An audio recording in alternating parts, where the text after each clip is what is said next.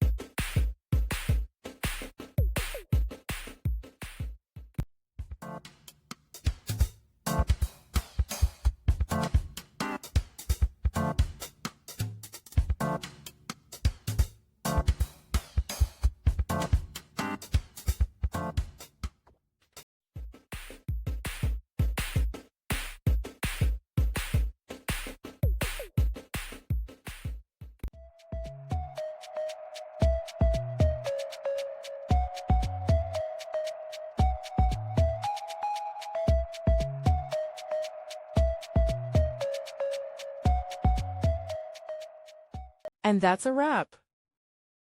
I hope you found the answer you were looking for. If you did, take a second to hit that subscribe button. It really helps out.